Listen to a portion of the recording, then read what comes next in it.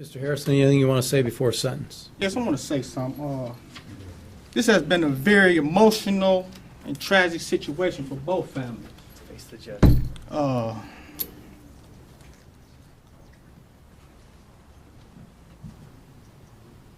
I made a statement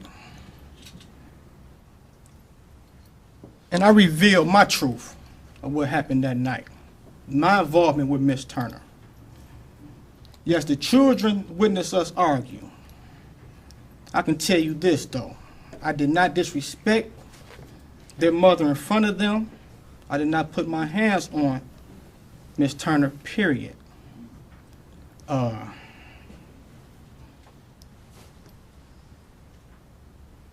believe if I had received a fair trial, the truth would have been out.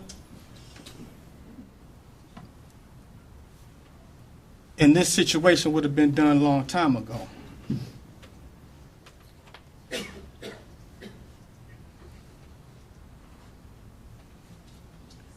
It pains me to even think about that night.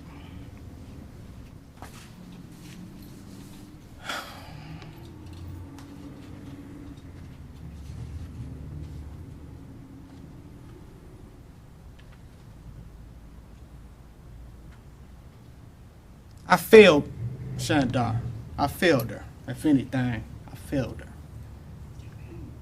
I failed her because I probably could have helped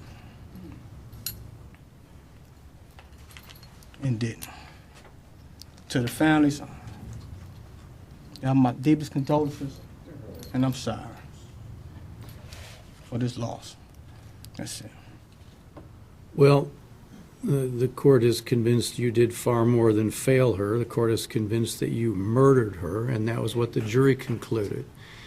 I find the statements that you just made to be reprehensible in the light of the overwhelming evidence that as you staggered around, or wherever, I shouldn't say staggered, but as you were arrested, covered in her blood and blood all over your clothing. Mr. Harrison, you wouldn't, the prosecutor took a lot of time with going through the scene there and showing where the blood was everywhere.